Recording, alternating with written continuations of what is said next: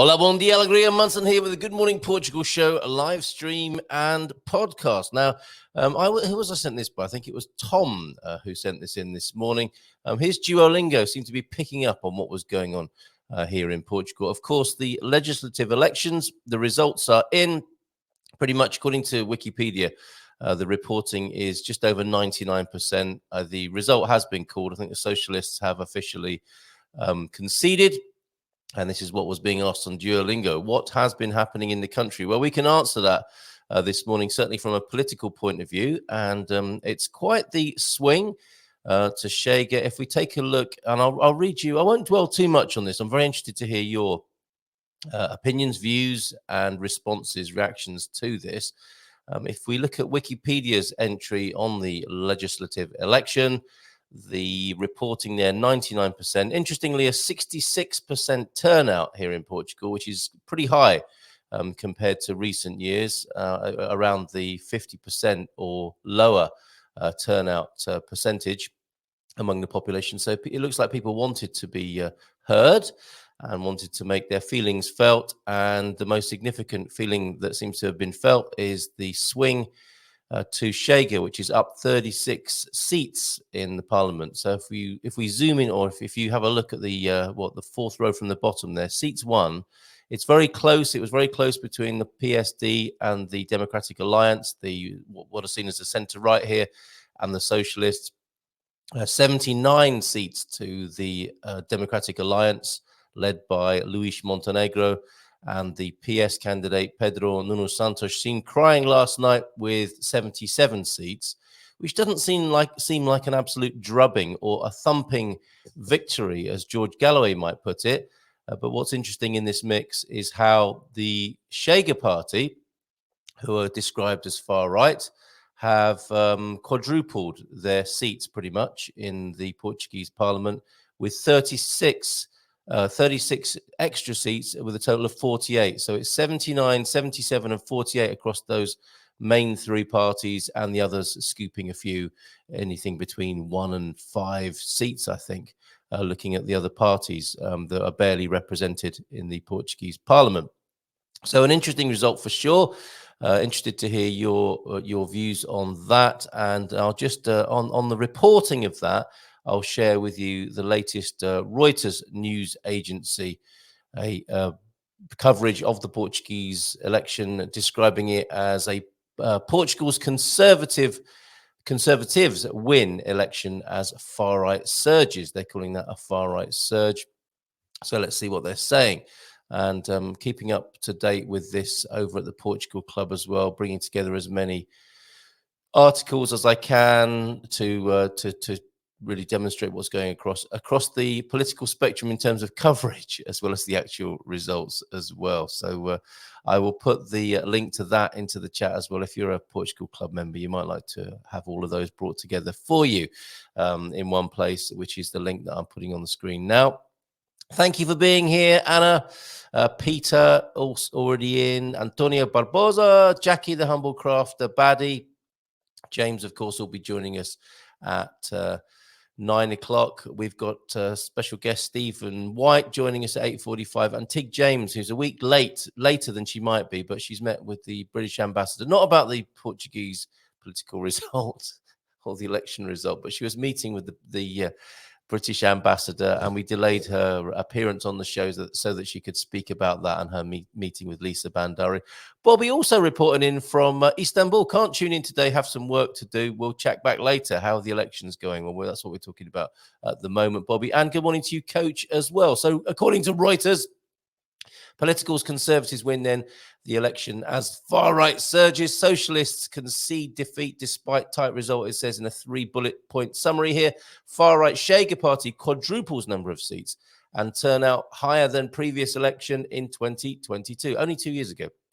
Lisbon then, Dateline, March 11th, Reuters coverage here. Portugal's centre-right Democratic Alliance, AD1, that's what they're known as, AD. And there was a little bit of a concern that one of the other parties in the on the voting card was called the ADN, which they claim has caused some confusion, especially when they were starting to lose to PS. Anyway, Portugal's centre-right Democratic Alliance, AD, won Sunday's general election. Its leader, Luis Montenegro said, though it was unclear if he could govern without the support from far-right Shega, with whom he again refused to negotiate. Early days. Shega's parliamentary representation more than quadrupled to at least 48 lawmakers in the 230-seat legislature, giving the combined right a majority. I guess that's the key takeaway. It is a move to the political right here in Portugal. The result underscores a political tilt to the far right across Europe. Portugal, which only returned to democracy after the fall of a fascist dictatorship 50 years ago, had long been considered immune to the rise of right-wing populism across the continent, which is expected to result in gains for far-right parties in European elections in June. So those to come in this exciting and tumultuous year, as well as the Olympics and the Euro football. Earlier, and the American election and a British election. Earlier, Montenegro's main rival, Pedro Nuno Santos, conceded defeat after his left-leaning Socialist Party. It sounds like it's wonky, doesn't it? Left-leaning. PS, some say it is, in power since 2015, came in second by a razor-thin margin. He ruled out supporting the AD's platform, which includes across-the-board tax cuts. The AD won the election, Montenegro told a crowd of ecstatic supporters in the early hours of Monday, only hours ago, adding that it was crucial for parties in the new parliament to act responsibly, yes, and comply with the wish of the Portuguese people. President Marcelo Rebelo de Sousa still has to formally invite the AD leader to form a government, which Montenegro said he expected to happen, while reiterating his election promise not to rely on the right-wing populists for support to govern. That will be irresistible, won't it? He expressed hope the PS and Chega do not form a negative alliance to prevent the government that the Portuguese wanted. Well, there is that problem here.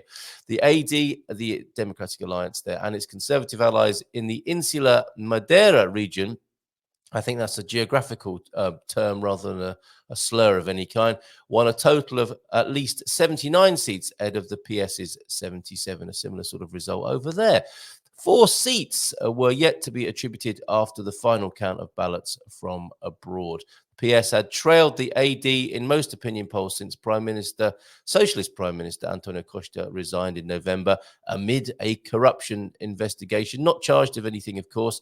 Santos said his party would now lead the opposition, which could not be left in the hands of Chega. The far-right party campaigned on an anti-establishment message, vowing to sweep away corruption and expressing hostility to what it sees as excessive immigration.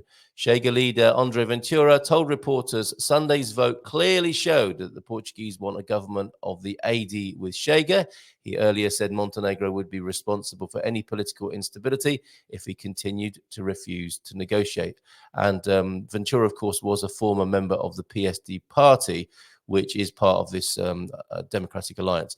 At the AD election night party, supporter Paula Medeiros said there was no doubt that instability will be constant. That's reassuring, isn't it? The PS and the Social Democratic Party, the PSD, which helms the newly created AD, have alternated in power since the fall of the dictatorship in 1974. So there is some change there, just deviating from the Reuters reporting there.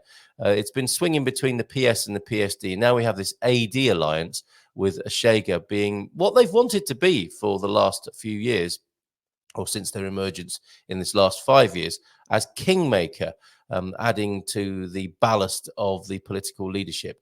We have a society, back to Reuters, we have a society with no memory, lamented 21-year-old law student and PS member Alexandra Ferreira, adding that the far right's growth made her very sad. Issues dominating the campaign in Western Europe's poorest country. What? That can't be right, can it? Include a crippling housing crisis, low wages, sagging healthcare, and corruption, seen by many as endemic to the mainstream parties. Still, under the socialist leadership, Portugal has grown at solid annual rates above 2% and posted budget surpluses of late, using the cash to slash the public debt below 100% of GDP and winning praise from Brussels and investors who do not expect the AD to abandon the path of fiscal prudence. There you go. Thanks to Reuters there, reporting by Sergio Gonçalves and Catarina Demoni, writing by Andre Kalip and David Latona, editing by Giles Elgood and Stephen Coates. Thank you very much. That's the Reuters reporting. What's everybody have to say about that in the chat? Good morning to you.